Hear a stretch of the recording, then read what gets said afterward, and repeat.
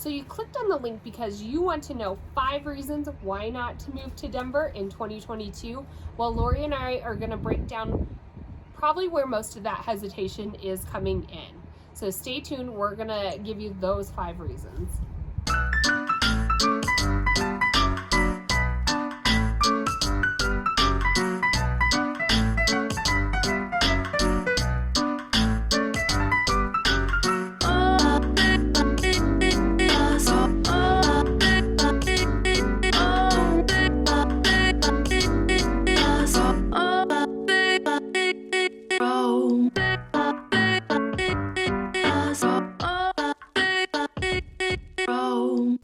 So it's Laurie and Kalene here with your Colorado's Finest here in Denver, Colorado. We are pushing out a ton of new videos this year. If it's your first time to our channel, welcome. We drop new videos every Tuesdays and Thursdays, so make sure to subscribe button and the bell. And we also have clients reach out to us all the time. We absolutely love it. We always say we love making these videos. We love making Colorado and Denver your home even more. So reach out anytime, day, night, weekend, doesn't matter. It's Kalene and I that you get. We do a ton of real estate here in Denver. Our number is 720-438-4181.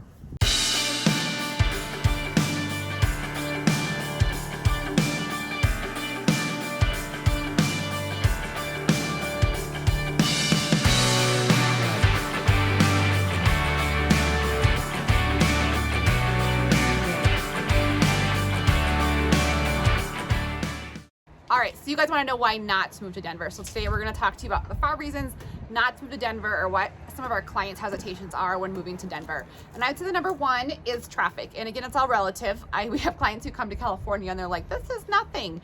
However, Denver traffic can be a grueling nightmare at times. There's sometimes when you're like in North Denver and maybe we're showing a client in South Denver some homes and I'm like, I don't know if I can do I-25 at 4:30 to 6, going straight through the downtown Denver Tech Center.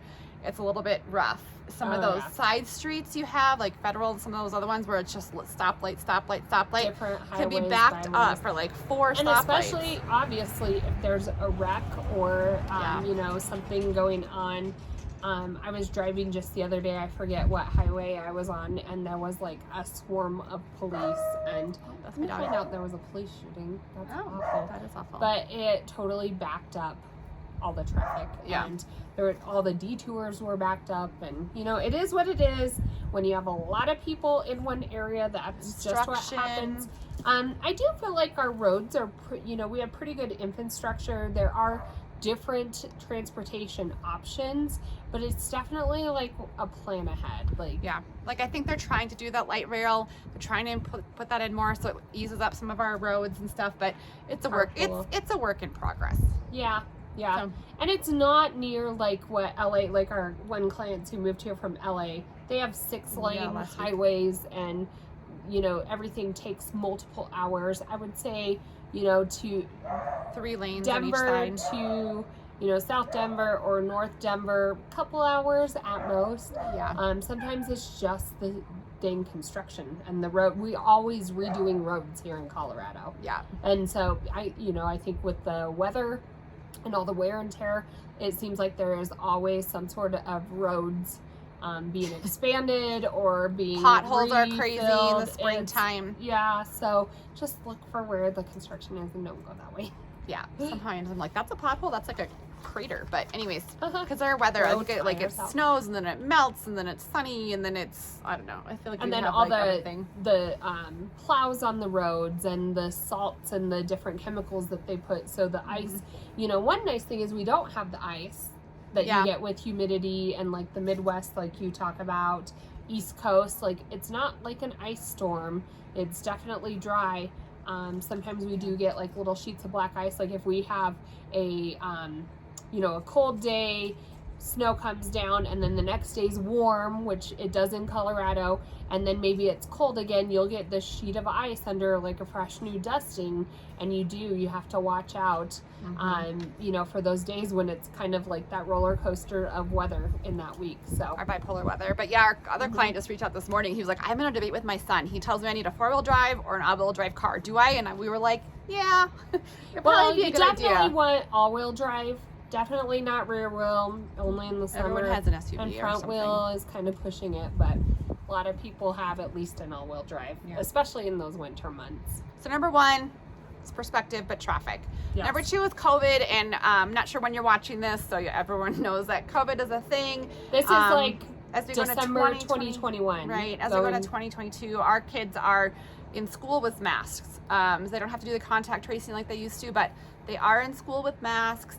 A lot of the Denver, like we went to a concert. I didn't even know I needed to show my vaccine card, but I was at the where was I? Fiddler's Green. Mm-hmm. A lot of like some of the venues. And I think they just put it in like a 500, any venue with 500 people or more, you have to show a vaccine card now in Denver. So it's kind of ebbing and flowing. Do they allow negative testing? Or negative test. Yep. I think that was part of it. I'm not sure about the concert piece of it. You just really have to do a little bit of homework. Don't just show up anymore. Don't just show up, and look at what's required.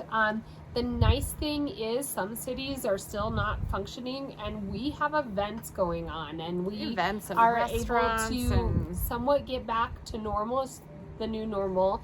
But at least we have things going on. Like there's some people that are just over certain parts in California or over certain parts up in Washington and tons of clients from Chicago, the West Coast right and now. they're like, we're just sick of different not climate. doing anything. Yeah. And so at least we are functioning. There are some, rules you have to follow. A lot of restaurants, I think it actually may be simplified with restaurants. Like people are used to kind of doing a reservation. Not all restaurants are requiring that. And you really, I would say, like, keep that mask in your pocket, and it just kind of depends on where you're going. Yeah, I think so. COVID is what it is. It's everywhere, but that's kind of our climate right now. Our clients are always asking us what that looks like. At least our kids are in school. That keeps us sane. Yes, it does keep us sane. If you homeschool, I love you even more because you are amazing, because I can't imagine. No. So that's number two. Number three is, sorry, I'm shaking you a little bit. We have, we're going crazy here, kids. Is dryness. And so that is a huge one. Everyone comments on it. It is amazing. We actually just went to Nashville. My husband and I went to the Country Music Awards, which was super crazy and fun. We saw all like the Carrie Underwood and Luke Bryan. It was super crazy, but we got back, and the first thing my husband said is like, I forgot how dry it is here. Even though we live here, his hands were like, it's like one thing he noticed, and we live here all the time, but it is amazing. I've recently stashed chapsticks everywhere. It's kind of that, when you get a little bit of the wind, I feel like, my lips start drying out then. But the cold weather is like different with the dryness. Like you do get that cracked, and I think that's why a lot of people wear gloves, is to try to keep like your body temperature so you don't crack as much. Yeah. But you have to keep and drink water. That helps. My husband's always like, you should drink water. I don't like water. You don't? I don't know why. I like flavored water, but I just don't like a big glass of water. He thinks it's so weird. I love it once in a while. Well, I guess it is a lot more enjoyable in the summer when you drink water, chapstick, lotion. That's our breakdown of dryness. So that and you have to be very aware of it and make it a good, healthy habit. Yeah. You'll notice it right away. So dryness. Number three is like, people. We're in a big city in Denver. Yes. We are spread out. What I do love about Denver is I feel like every suburb has like kind of like their own cute, quaint downtown sometimes. Like, like Littleton will have a cute downtown. Westminster is like a new upcoming downtown area that they're redoing. Love Golden's downtown. So I think, and then we have so many parks and trails in the cities. So I know this is a con, but we are a big city. It's like, don't expect to come here and like not have people around you. Well, and I heard somewhere you can kind of count how many cranes you see downtown to get an idea how much it's growing. Growth. And I think last time we drove by downtown, I think there was like 8 of them. So definitely lots of growth. I think that's in Colorado all over. Like my in-laws live over on the western slope of Colorado, and he's in construction, and he's already booked out next year. Like there's just an influx of people that are moving to our area, and especially when you're in Denver, like there's so many jobs, tech jobs, it's a huge industry. Where they have a new Crocs factory now. Where was that at? I forget. I'm spacing what town it is. But there's a lot of jobs, and so with that come a lot of people. We have great schools here. We have affordable housing in some areas, and that's gonna be our last point. I think the biggest draw to Colorado is the lifestyle. Like you just can't beat the Colorado lifestyle. And so the weather, when you weigh all of those things out, we were talking to somebody on the phone yesterday, and they said, you know, we were considering Colorado and Utah, and they had a couple Midwest, and they said every time we just come back to Keep Colorado, coming back because to Colorado. when you weigh out, you know, the cost of living may be a little bit higher, but there's all of these benefits and these jobs. You know, a lot of people are working remotely, so that may not be a factor, but when you weigh it all out, a lot of times Colorado is one of your top ones.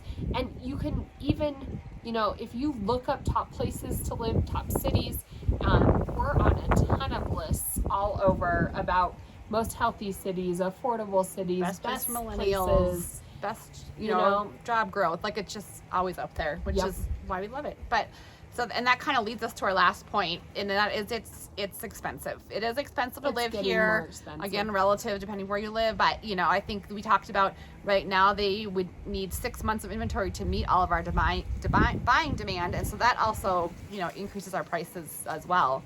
You know, and it is getting expensive to live here. And I haven't checked numbers lately, but I know average home prices are at least high 4s, low 5s at least.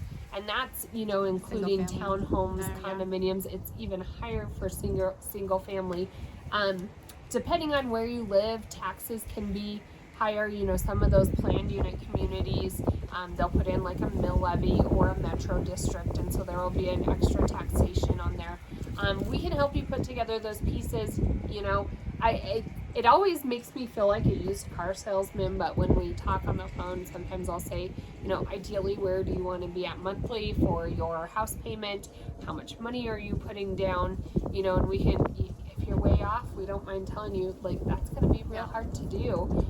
You know, or we'll say that's doable. You know, you might look at these suburbs, or, you know, if you love it over in Boulder, maybe you check out this area, you know, because Westminster's not that far. Expensive. So, but the great thing about Colorado is we talk about it being expensive, but there's so many things to do in the outdoors that are free.